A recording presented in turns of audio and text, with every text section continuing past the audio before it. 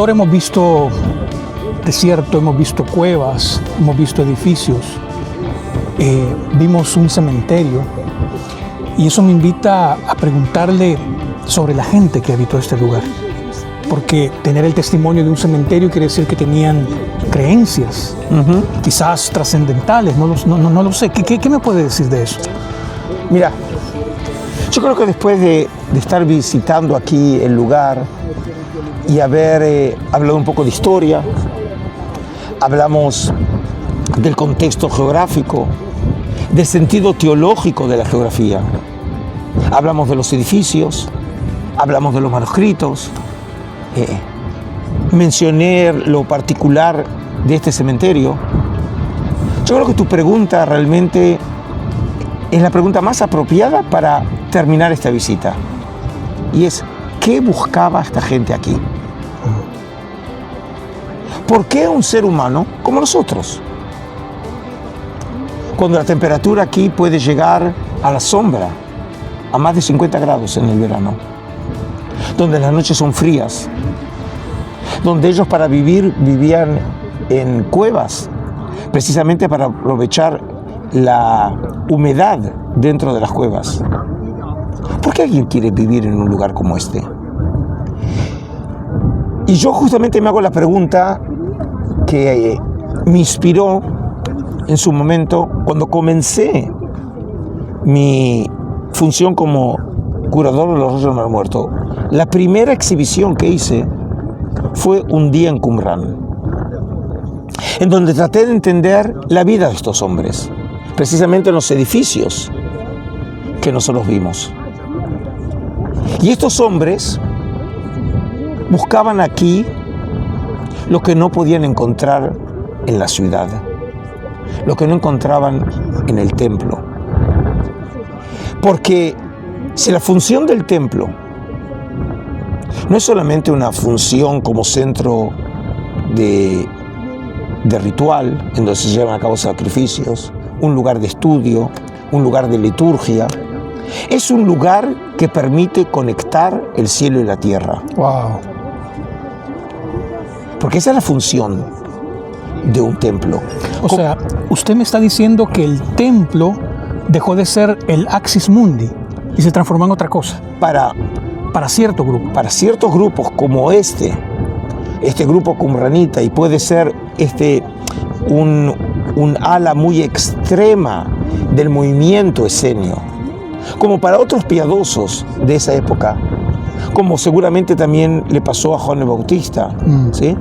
Como le pasa también al mismísimo Jesús. ¿Te acordás vos la imagen de Jesús cuando, según los sinópticos, llega a morir a Jerusalén, sube al templo? Y está esa escena ya tan famosa cuando da vuelta a la mesa de los cambistas y de los vendedores de palomas. Sí. Y él esperaba que fuera una casa de oración, aludiendo a Isaías 56, y él dice, pero esto es una cueva de ladrones, aludiendo a Jeremías 7. Eso era el templo para piadosos como Jesús. Él buscaba que fuera un lugar de vida espiritual, porque si no es el templo, ¿en dónde va a ser? Y encontró todo lo contrario. Y en realidad lo que se encontró es ahora un lugar en donde se vende, en donde se compra, ¿sí? Ya no es realmente un lugar de espíritu. Y yo creo que precisamente aquí en Qumrán, estos hombres buscaban lo que no podían encontrar en Jerusalén. Claro. Esa conexión entre el cielo y la tierra. Un lugar de alguna manera virgen. Un lugar todavía en donde la mano del hombre no modificó en última instancia. Ahora, doctor, pero hay un detalle. Si el templo era una institución central a lo largo de todo el recorrido del judaísmo, aquí yo no veo ningún templo. Ahora, ¿quién era el templo? ¿O qué era el templo? Bueno, mira, yo creo que precisamente una de las cosas que, ¿te acordás cuando estuvimos visitando los edificios? Lo que podemos ver que esta comunidad desarrolló un nuevo concepto que no tiene antecedente no solamente en Israel, sino en Occidente. La idea que una comunidad de hombres es ahora el templo. Los hombres ahora son el templo. Son lo que llamaríamos un templo espiritual. Ah, o sea, entonces Pablo era parte de esta comunidad. No. Lo que significa que el concepto de templo espiritual, cuando realmente habla que la iglesia, es decir, los hombres que conforman la iglesia, son realmente las piedras de un edificio espiritual. Es una idea que, por lo menos desde el punto de vista histórico, la tenemos por primera vez testimoniada en la comunidad del Mar Muerto. Wow. Que obviamente es anterior a los seguidores de Jesús, y que probablemente esta idea que encontramos en los escritos paulinos, no podemos saber cómo llega al conocimiento de Pablo, pero Pablo le incorpora en su visión de los seguidores de Jesús, que esas comunidades son realmente ahora un templo, pero como dijimos, un templo del Espíritu, basados en una piedra fundamental que es Cristo. Exacto. ¿Sí? Es decir, toda esa idea, esa construcción teológica tiene como origen probablemente o Qumran o grupos como Qumran, porque puede ser que haya habido otros grupos, simplemente todavía no hemos llegado a sus cuevas. Pero doctor, no es solamente la idea del templo formado por hombres, sino también, por ejemplo, está el nombre de Belial. También está el tema de la predestinación, que el maestro de justicia hablaba mucho sobre ello en sus himnos, en sus salmos. Entonces pareciera ser que hubo un transporte de esa teología y de alguna forma llegó a Pablo de Tarso. ¿Será? Bueno, mira, yo trato siempre de mostrar que a pesar de que no hay manera de probar un contacto o influencia directa que pruebe que realmente los seguidores de Jesús tienen como origen esta comunidad, encontramos elementos en lo que llamamos en el estadio de desarrollo de la cristiandad, después del primer círculo inicial, que es Juan el Bautista y Jesús, en lo que llamamos la iglesia de Jerusalén, el círculo paulino. En este segundo estadio de desarrollo empezamos a encontrar elementos que recuerdan mucho. Es que demasiado. Sí. Entonces, como no podemos pensar en una simple casualidad, debemos hablar de causalidad. ¿Cómo llegan esos elementos? No lo podemos saber, ¿sí? Pero, por ejemplo, nosotros sabemos de Josefo que cuando hablaba de la ciudad de Jerusalén, en un momento hablando de las puertas de Jerusalén, en lo que sería un lugar muy próximo a la actual puerta de Sion, él habla que había una puerta de los esenios. Y en la antigüedad, las puertas de una ciudad eran llamadas de acuerdo al tipo de población o el tipo de profesión que vivía la gente en ese lugar. Y ese lugar, en la antigua ciudad de Jerusalén, era la esquina sudoccidental de la antigua ciudad de Jerusalén, que hoy está fuera de las murallas, en el perímetro actual, que es de la época turca, en donde se encuentra, por ejemplo, hoy una institución en la que yo enseño precisamente, el Jerusalem University College, que probablemente esa haya sido el lugar de lo que puede haber sido alguna vez un barrio esenio. Wow. Pero no solamente eso, Raúl, todavía es mucho más sugerente, porque en esa zona, según la tradición, muy próxima a lo que es el barrio esenio, es donde la memoria colectiva de los cristianos recuerdan que puede haber sido el lugar de la última cena. Es muy próximo a ese lugar. Y no solamente eso, sino que además, no sabemos dónde, pero puede ser que el lugar en donde se llevó a cabo la última cena puede haber sido la misma habitación, que no queda claro en Hechos de los Apóstoles, en donde se lleva a cabo el nacimiento oficial del cristianismo, que es el día de Pentecostés, cuando desciende el Espíritu Santo, ¿sí? Y los seguidores de Jesús entran en éxtasis y comienzan a hablar en lenguas. Toda esa experiencia que recuerda como un eco lejano la experiencia de Israel en el monte Sinaí. Es decir, cuando el Espíritu de Yahvé desciende sobre la montaña, precisamente nos da a entender que puede ser que históricamente haya habido alguna relación entre los esenios y lo que va a ser la futura iglesia. Y entonces, eso puede explicar, por ejemplo, por qué una de las prácticas que distinguen a los seguidores de Jesús en esa iglesia de Jerusalén es, por ejemplo, la comunidad de bienes.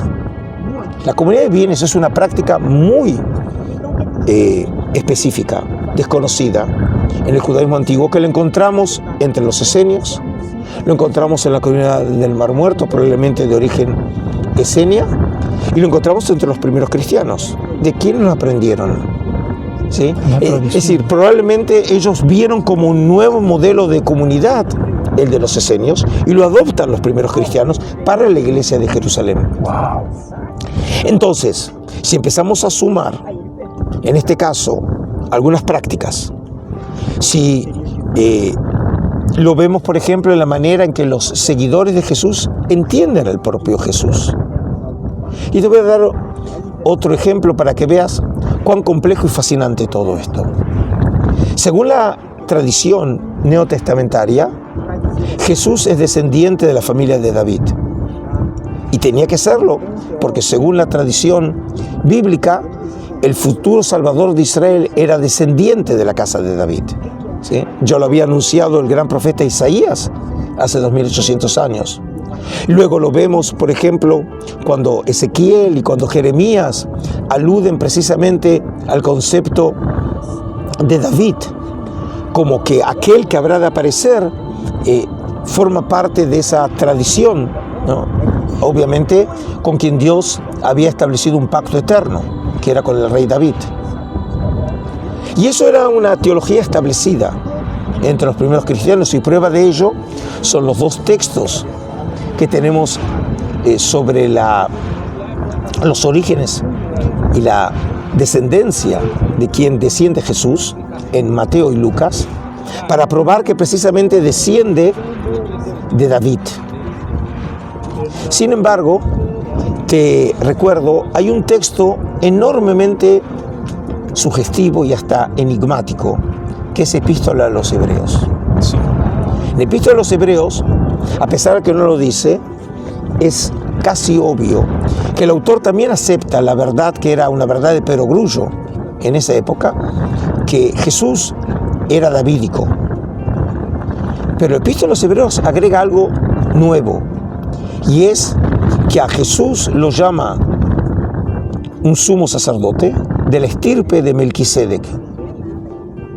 Ahora, conocemos nosotros a Melquisedec de la tradición bíblica en el famoso encuentro de Melquisedec, el rey y sacerdote del Dios Altísimo, con el patriarca Abraham. Y ese texto, precisamente en el capítulo 7 de Epístola, hace todo un comentario, una exégesis. Este autor, probablemente segunda mitad del siglo I, comienzo del siglo II, en donde ve que de alguna manera ese encuentro preanuncia lo que va a pasar, en donde Abraham acepta la autoridad de Melquisedec, reconociendo en Melquisedec, y por supuesto, desde un punto de vista cristológico, lo ve como un prototipo del futuro Cristo. Y la pregunta es, ¿de dónde viene la idea de asociar a Jesús, que sabemos que es de descendencia davídica, ahora con el concepto de sacerdote? ¿De dónde viene esa idea? Y es interesante que en la teología de Qumran, ellos no esperan un Mesías, esperan dos Mesías. El Mesías de Israel, que es el davídico, pero también un Mesías sacerdotal. Y el Mesías sacerdotal tiene preeminencia y autoridad sobre el davídico, sobre el de Israel. Y es interesante que esta idea de un Mesías davídico como Jesús, pero también con una conexión sacerdotal, aparezca en Epístola a los Hebreos. Probablemente inspirado, como algunos creen, en la teología qumranita, pero en este caso la idea de los dos Mesías está combinado en uno, porque obviamente los cristianos creían que el Mesías era Cristo. Pero en este caso vemos las inspiraciones intelectuales, religiosas, que sirven para decodificar la condición mesiánica de Cristo, y la clave estaría en los rollos del Mar Muerto. Correcto. Ahora, doctor, tanto la comunidad de los seguidores de Jesús como la comunidad de Qumran estaban aquí esperando algo.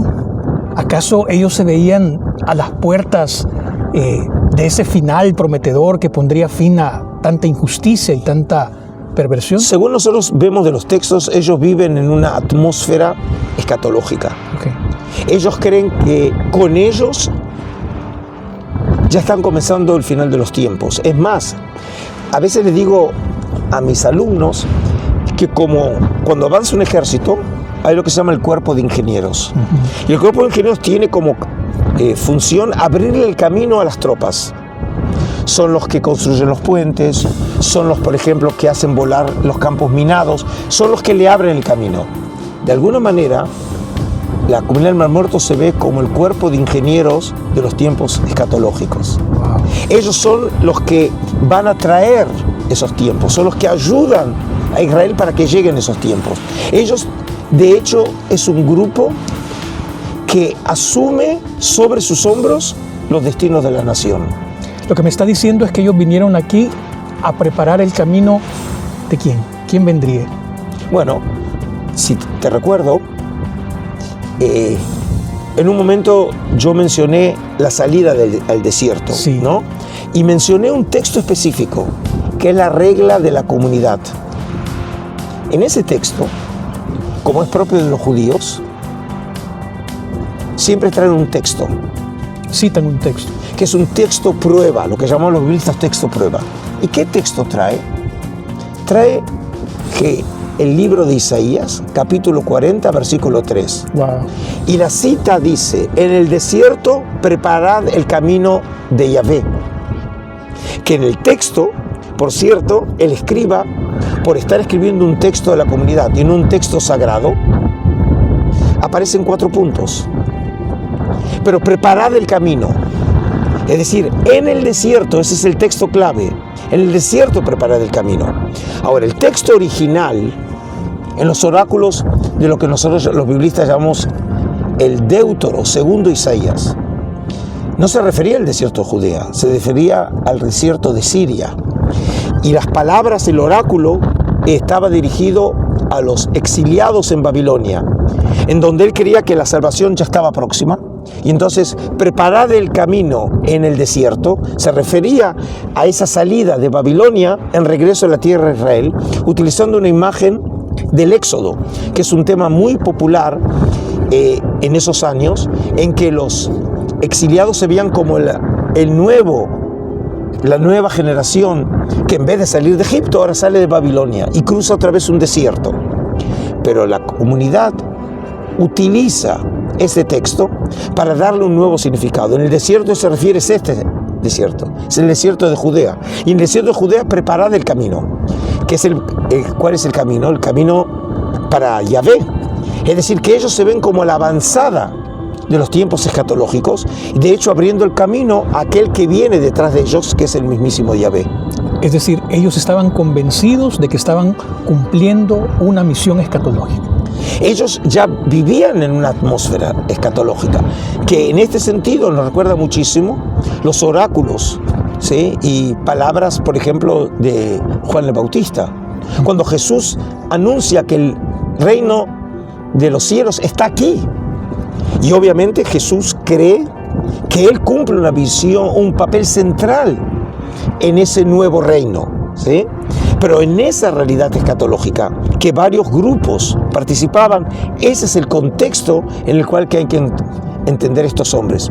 Y en última instancia, después de tanta perorata, yo creo que en última instancia lo que veo en estos hombres me produce una profunda admiración, porque ellos se veían comprometidos con su tiempo, no fueron indiferentes a las tragedias que en esa época afectaban a Israel y que según ellos era precisamente la asimilación, era la pérdida de identidad, era la pérdida de la autenticidad. Según ellos los judíos de su época ya no vivían según la normativa de Yahvé como ellos la interpretaban.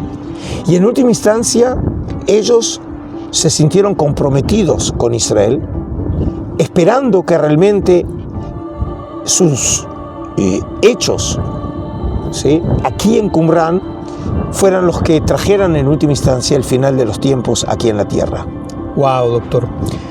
Creo que ha sido una experiencia que todos estarán de acuerdo.